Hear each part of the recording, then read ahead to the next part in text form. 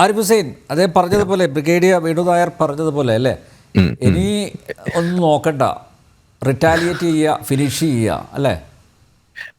അത് നമ്മൾ പറയുമ്പോൾ ഇതിൽ ഇപ്പം നമ്മൾ ഇതിൻ്റെ ഒരു എന്താണ് ഈ ഒരു എൻഡിൽ അല്ലെങ്കിൽ ഇതിൻ്റെ ഒരു ഔട്ട്കമ്മിൽ നിന്ന് പുറത്തേക്ക് അല്ലെങ്കിൽ പിന്നോട്ട് നോക്കിയിട്ട് കാര്യം പറയുന്നതാണ് നമ്മളിവിടെ കാണുന്നത്. സ്വാഭാവികമായിട്ടും അതിൻ്റെ റെസ്പോൺസ് ആ രീതിയിൽ തന്നെ ആയിരിക്കും വരിക, എന്ന് വെച്ചാൽ അതിൻ്റെ റിറ്റാലിയേഷൻ എന്നുള്ള രീതിയിൽ അല്ലെങ്കിൽ അതിനെ കണ്ടെയ്ൻ ചെയ്യാൻ വേണ്ടിയിട്ടുള്ള പണി എന്നുള്ള രീതിയിൽ. പക്ഷേ ഞാൻ പറയാ, ഇത് നമ്മൾ എത്ര കാലം ചെയ്താലും ഇതിനൊരു എൻഡ് പോയിന്റ് കാണുന്നുണ്ടെങ്കിൽ ഇതിൽ ഒരു ഭാഗം നമ്മൾ അഡ്രസ്സ് ചെയ്യണം.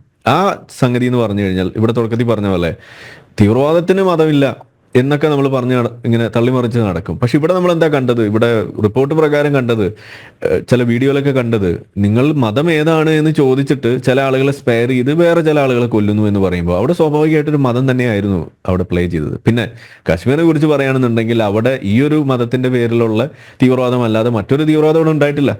അപ്പൊ പിന്നെ ഈ തീവ്രവാദത്തെ കുറിച്ച് തൽക്കാലം നമ്മൾ പറയുമ്പോൾ അവിടെ ഈ തീവ്രവാദത്തിന് ഒരു മതം ഉണ്ട് എന്നുള്ള ആ ഒരു പോയിന്റിൽ നിന്ന് വേണം നമ്മൾ ബാക്കി കാര്യങ്ങൾ ചെയ്യാനും അതിൻ്റെ ആ ഒരു വലിയ തോതിലുള്ള അതിൻ്റെ ഒരു വിഷൻ നമ്മൾ ഡെവലപ്പ് ചെയ്തിട്ട് ഇതിനൊരു ഹോളിസ്റ്റിക് ആയിട്ട് അപ്രോച്ച് ചെയ്യണമെന്നാണ് ഞാൻ പറയാം. ഇതിൽ ഏറ്റവും പ്രധാനം നമ്മൾ നടത്തിയ ഒരു പഠനവും അതുപോലെ തന്നെ ഇസ്രായേൽ വിസിറ്റുമായിട്ട് ബന്ധപ്പെട്ട് നടന്ന ചില കോൺവെർസേഷൻസ് ഒക്കെ ഉണ്ടായപ്പോൾ അതിനകത്ത് കണ്ട അല്ലെങ്കിൽ നമുക്ക് ലഭിച്ച ഒരു പ്രധാനപ്പെട്ട കാര്യം എന്ന് പറയുന്നത് ഈ ആന്റിസെമിറ്റിസം എന്ന് പറയുന്ന ഒരു വിഷയം, ജൂതവിരുദ്ധത എന്ന് പറയുന്ന ഒരു സംഗതി, അത് ഇതുപോലെ ഏതെങ്കിലും ഒരു യുദ്ധമുഖത്തോ അല്ലെങ്കിൽ കുറച്ച് തീവ്രവാദികളെ മാത്രം കൊണ്ടു നടക്കുന്ന സാധനമല്ല. അത് ടെക്സ്റ്റ് ബുക്കുകളിലൂടെ അടക്കം അത് പറഞ്ഞു വെച്ചുകൊണ്ട് അതിനു വേണ്ടിയിട്ടുള്ള ട്രെയിനിങ് ചെറിയ കുട്ടികൾക്ക് അടക്കം കൊടുക്കുന്ന ഒരു രീതി, അത് മദ്രസകളിലല്ല അല്ലാതെയുള്ള പാഠപുസ്തകങ്ങളിൽ വരെ ഉണ്ട് എന്ന് നമുക്ക് അവിടെ നിന്ന് തിരിച്ചറിയാൻ കഴിയുന്നു. എന്നെ സംബന്ധിച്ചിടത്തോളം നമ്മളുടെ ഇതിന്റെ വീഡിയോ ഒക്കെ ചെയ്യുന്നതിന്റെ ഭാഗമായിട്ട് നേരത്തെ പറഞ്ഞിരുന്നുണ്ടെങ്കിലും അന്ന് നമ്മൾ നടത്തിയ ആ ഒരു സന്ദർശന ആ ഒരു ഗ്രൂപ്പിൽ അന്ന് അവർ ആ കാര്യം പറയുമ്പോൾ ഇത് ആദ്യമായിട്ട് കേൾക്കുന്ന ആളുകളായിരുന്നു, ഞാൻ ഒഴിച്ച് ബാക്കിയുള്ള എല്ലാ ആളുകളും. അതായിരുന്നു അതിൽ ഏറ്റവും വലിയ തമാശ എന്ന് പറയുന്നത്. അപ്പം ഞാനപ്പോൾ അവരോട് ചുമ്മാ ചോദിച്ചു, ഇപ്പൊ ഈ പറഞ്ഞ കാര്യം ഇതിനു മുന്നേ നിങ്ങൾ എത്ര പേര് അറിയുമെന്ന് അവിടുന്ന് റാൻഡമായിട്ട് ചോദിച്ചപ്പോൾ ഒരാൾക്ക് പോലും അറിയില്ല എന്ന് പറയുമ്പോൾ ഇതാണ് നമ്മളുടെ പ്രശ്നം. ഇവിടെ ആ ഒരു ഗ്രൂപ്പിൽ നമുക്ക് പറഞ്ഞു തരാൻ വേണ്ടി വന്ന ആ ഗ്രൂപ്പിൽ ഒരു ഇന്റേൺ, ഇന്ത്യയിൽ നിന്നുള്ളൊരു ഇന്റേൺ ആ ഗ്രൂപ്പിൽ ഉണ്ടായിരുന്നു. ആ ഇന്റേൺ ചെയ്യുന്നത് എന്താണ്, അതായത് ഇസ്രായേൽ എങ്ങനെയാണോ ഈ വിഷയം മനസ്സിലാക്കി അതിന്റെ റൂട്ട് ലെവലിൽ അവരത് അപ്ലൈ ചെയ്യാൻ വേണ്ടിയിട്ട് അത് കറക്റ്റ് ചെയ്യാൻ വേണ്ടിയിട്ട് ഈ അബ്രഹാം അക്കോർഡ്സിൽ അടക്കം അവരത് ഇൻകോപ്പറേറ്റ് ചെയ്തിട്ട് ജൂതവിരുദ്ധത സ്കൂൾ ടെക്സ്റ്റ് ബുക്കുകളിൽ നിന്ന് മാറ്റാൻ വേണ്ടിയിട്ടുള്ള ശ്രമം നടത്തിയതിന്റെ ഭാഗമായിട്ട് സൗദി അറേബ്യയിലും അതുപോലെ UAE യിലുള്ള കുട്ടികൾ പഠിക്കുന്ന അവരുടെ മെയിൻ സ്ട്രീം കൺവെൻഷണൽ എഡ്യൂക്കേഷന്റെ ഭാഗമായിട്ടുള്ള ടെക്സ്റ്റ് ബുക്കിൽ നിന്ന് ഇത് മാറ്റി അത് വേറെ രീതിയിലേക്ക് കൊണ്ടുവന്നു. ജൂതന്മാരുമായിട്ടുള്ള ആഘോഷങ്ങളിൽ പങ്കെടുക്കുന്നതിനെ കുറിച്ച്, ഓണം ആഘോഷിക്കുന്ന പോലെ അവരുടെ ആഘോഷത്തിൽ പങ്കെടുക്കുന്നതിനെ കുറിച്ചൊക്കെ ഉള്ള പുതിയ പാഠങ്ങൾ കുത്തി നിറയ്ക്കുകയാണ്. എന്നുവെച്ചാൽ അതുവഴി അവരുടെ ആ മൈൻഡ് സെറ്റ് മാറ്റിയെടുക്കുകയാണ്. ഒരു ഉദാഹരണം പറഞ്ഞാൽ എങ്ങനെയാണ് അവർ ഈ ജൂതവിരുദ്ധത പഠിപ്പിക്കുന്നതെന്ന് ചോദിച്ചു കഴിഞ്ഞാൽ, നമ്മളിപ്പോൾ സ്കൂളിൽ എണ്ണമൊക്കെ പഠിച്ചിരുന്നത് എങ്ങനെയാണ്, നമ്മൾ മാങ്ങ എണ്ണി പഠിക്കുന്നു, 5 എന്ന് എണ്ണാൻ വേണ്ടിയിട്ട് 5 മാങ്ങ നിരത്തി വെച്ചിട്ട് നമ്മൾ എണ്ണം പഠിക്കുമ്പോൾ ഇവരെന്താ പഠിക്കുന്നത്, ഇവര് 5 ജിഹാദികളായിട്ടുള്ള ആളുകളെ അല്ലെങ്കിൽ എന്താണ് ഫിദായിൻസ് എന്ന് പറയുന്ന ആളുകളെ നിരത്തി നിർത്തിയിട്ട് എണ്ണിക്കുകയാണ്. 5 ഫിദായിൻ, 1 2 3 അങ്ങനെയാണ് 5 പഠിപ്പിക്കുന്നത്. അപ്പോൾ അക്ഷരം പഠിപ്പിക്കാൻ വേണ്ടി ഇപ്പൊ ഷാ എന്നുള്ള അക്ഷരം പഠി ഷഹീദ് എന്നുള്ള വാക്ക് ഉപയോഗിക്കുക, ജിഹാദ് ജാ പഠിപ്പിക്കാൻ വേണ്ടി ജിഹാദ് എന്നുള്ള വാക്ക് ഉപയോഗിക്കുക. ഇതാണ് അവിടെ നമ്മളിവിടെ A ഫോർ ആപ്പിൾ എന്നും B ഫോർ ബോയ് എന്നൊക്കെ പഠിപ്പിക്കുന്നിടത്ത് അവരവിടെ പഠിക്കുന്നത് J ഫോർ ജിഹാദ് എന്നാണ്. ഈ രീതിയിൽ ആണ് ഇതിനെ നോർമലൈസ് ചെയ്ത് കൊടുത്തുകൊണ്ടിരിക്കുന്നത്. അപ്പൊ ഈ പറഞ്ഞു തന്ന ഗ്രൂപ്പിൽ ഒരു ഇന്റേൺ ആയിട്ടുള്ള ആള്, ഇന്ത്യയിൽ നിന്നുള്ള ഒരാള്, അദ്ദേഹം ഇത് ചെയ്യുന്ന എന്താണ്, അദ്ദേഹം ചെയ്യുന്നത് സമാനമായ ഒരു സാഹചര്യം അത് ഇന്ത്യയിലുണ്ട്, അത് പാകിസ്ഥാനിലുണ്ട്. പാകിസ്ഥാനിലെ ടെക്സ്റ്റ് ബുക്കുകളിൽ ഇന്ത്യ വിരുദ്ധത പഠിപ്പിക്കുന്നുണ്ട്.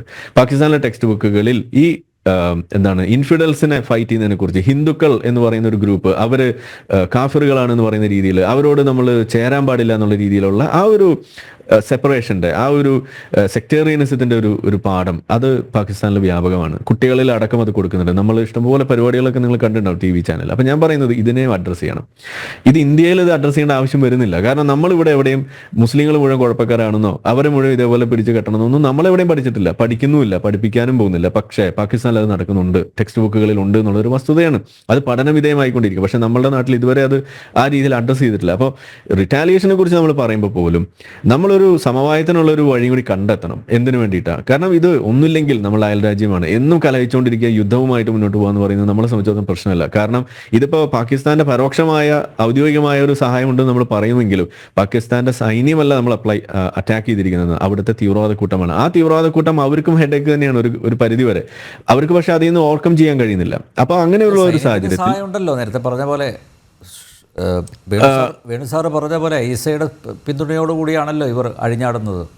അങ്ങനെ നമ്മൾ പറയുന്നു. പക്ഷെ എന്നാൽ പോലും ഇതിനെ ഓവർകം ചെയ്യണമെന്നൊരു ആഗ്രഹം അവിടുത്തെ സാധാരണ ജനങ്ങൾക്കുണ്ട്. ഇതൊരു തലമുറ, ഒന്നോ രണ്ടോ മൂന്നോ തലമുറകൾ കഴിയുമ്പോൾ ഇതിൽ മാറ്റം വരും. കാരണം അങ്ങനെയാണ് ലോകം മുന്നോട്ട് പോയിരിക്കുന്നത്. അതിൽ നമ്മൾ വിശ്വസിക്കണം എന്നാണ് ഞാൻ പറയാം. അപ്പൊ ഇതിൽ ചെയ്യേണ്ടത് നിലവിൽ ഇതിന് ബിഫിറ്റിംഗ് ആയിട്ടുള്ള ഒരു റിപ്ലൈ നമ്മൾ കൊടുക്കണം എന്നുള്ളതിൽ ഒരു സംശയമില്ല. ഇപ്പോൾ പുൽവാമ അറ്റാക്കും അവിടെ നടത്തിയ സർജിക്കൽ സ്ട്രൈക്ക് പോലുള്ള സംഗതികൾ തീർച്ചയായിട്ടും അതിന് വേണ്ട കാര്യങ്ങൾ ഏത് തലത്തിലായിരിക്കണം അത് അതിന്റെ എക്സ്പേർട്സ് ആയിട്ടുള്ള ആളുകൾ ആലോചിച്ച് ചെയ്യേണ്ട കാര്യമാണ്. എന്ന് വെച്ചാൽ ഇതിന്റെ ട്രിഗർ പോയിന്റ്സ് എന്താണെന്ന് മനസ്സിലാക്കിയതിന് ശേഷം അത് പറയും. എനിക്ക് ഇവിടെ ഇരുന്ന് പറയേണ്ട കാര്യമില്ല, പറയാൻ സാധിക്കുകയില്ല. അങ്ങനെയല്ലല്ലോ, നമ്മൾ ആ ഒരു യുദ്ധമുഖത്ത് നമുക്ക് പോയിട്ടുള്ള എക്സ്പീരിയൻസ് ഉള്ള ആളല്ല. പക്ഷെ നമുക്ക് ആഗ്രഹിക്കാം, നമുക്കൊരു വിഷ്വൽ തിങ്കിങ് എന്നുള്ള രീതിയിലൊക്കെ പറയാം, എല്ലാത്തിനെയും തവിട് പൊടിയാക്കണം എന്നൊക്കെ നമുക്ക് പറയാം. പക്ഷെ അതല്ല ഞാൻ ഇപ്പോഴും ഈ ഭീകരവാദികൾ അവിടെ തന്നെ ഉണ്ടെന്ന് പറയുന്നു അല്ലേ?